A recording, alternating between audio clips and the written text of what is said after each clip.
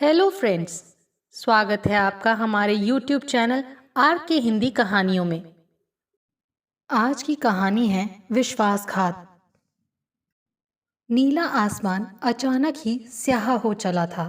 बारिश की छोटी छोटी बूंदें अंबर से टपकने लगी थी। तूफान जोरों पर था। दरवाजों के टकराने की आवाज सुनकर जूही बाहर आई। अंधेरा देखकर अतीत की स्मृतियां ताजा हो गईं।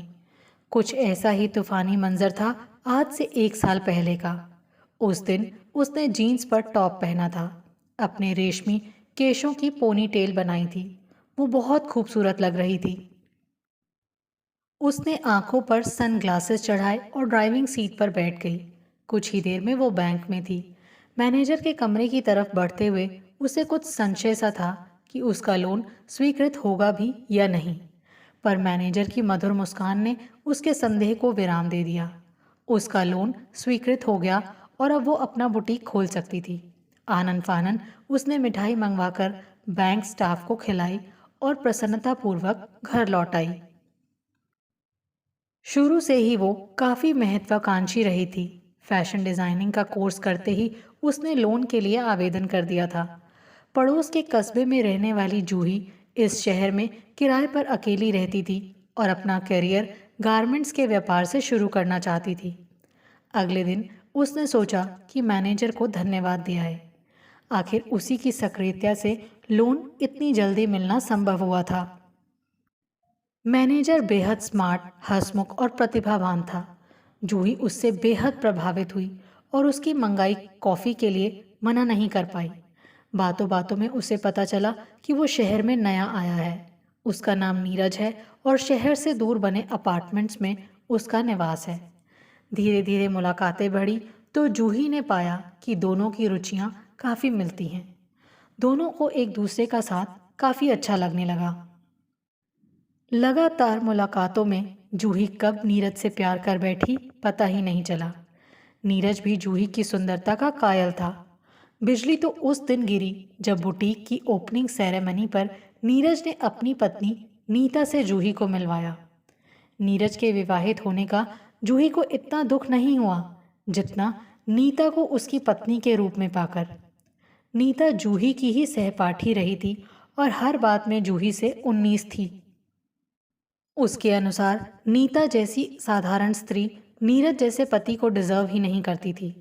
सहेली पर विजय की भावना जूही को नीरज की तरफ खींचती गई और नीता से अपनी श्रेष्ठता प्रमाणित करने के चक्कर में जूही का नीरज से मिलना जुलना बढ़ता गया।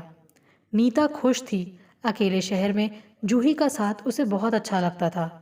वो हमेशा उससे कुछ सीखने की कोशिश करती। पर इन लगातार मुलाकातों से जूही और नीरज को कई बार एकांत मिलने लगा।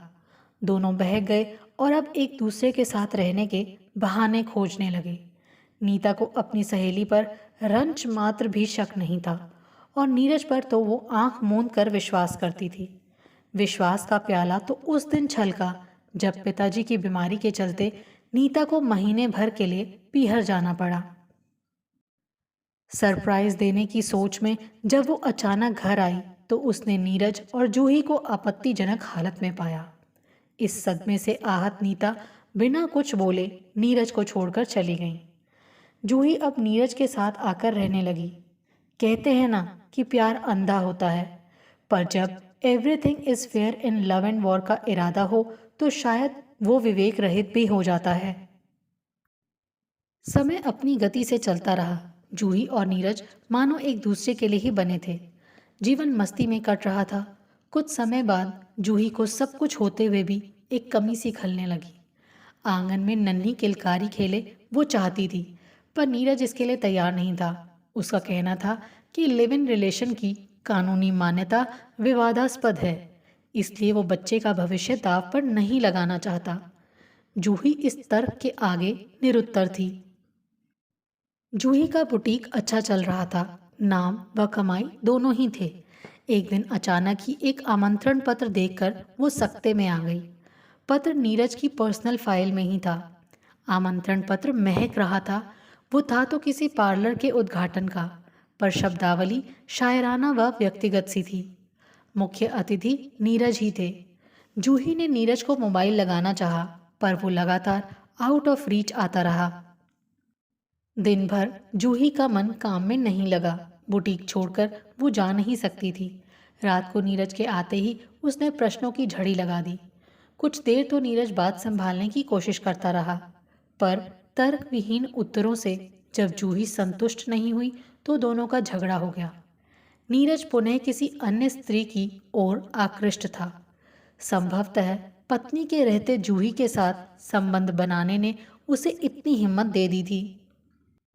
मौजूदा दौर में स्त्री की आर्थिक स्वतंत्रता ने उसके वजूद को बल दिया है, इतना कि कई बार वो समाज के विरुद्ध जाकर अपनी पसंद के कार्य करने लगती है। नीरज जैसे पुरुष तो इस बात का फायदा उठाते हैं। उन्होंने पढ़ी लिखी बराबर कमाने वाली स्त्री को अपने समान नहीं माना, बल्कि उपभोग की वस्तु समझकर उसका उपयोग किया। अपने स्वार्थ के लिए जब चाहा उन्हें समान दर्जा दे दिया और जब चाहा तब सामाजिक रूढ़ियों के बंधन तोड़ दिए। विवाह उनके लिए सुविधा का खेल हो गया। इस आकस्मिक घटनाक्रम के लिए जूही तैयार नहीं थी। उसने तो नीरज को संपूर्ण रूप से चाहा व अपनाया था। नीरज को अपनी नई महिला मित्र ताज़ा हवा के झोंके जैसी दिख रही थी।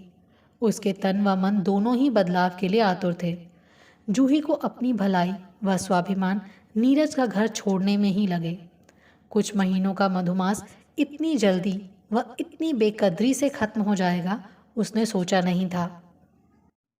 विवाह उनके लिए सुविधा का खेल हो गया।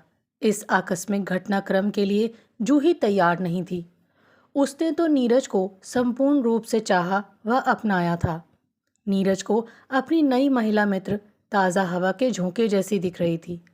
उसके तन व मन दोनों ही बदलाव के लिए आतुर थे। जूही को अपनी भलाई व स्वाभिमान नीरज का घर छोड़ने में ही लगे। कुछ महीनों का मधुमास इतनी जल्दी व इतनी बेकदरी से खत्म हो जाएगा, उसने सोचा नहीं था। आज बादलों के इस झुरमुट में पिछली यादों के जख्मों को सहलाते हुए वो यही सोच रही थी कि विश्वासघात किसने किसके साथ किया था। दोस्तों, आपको ये कहानी कैसी लगी? इसका अंत आपको कैसा लगा? प्लीज़ कमेंट करके ज़रूर बताएं।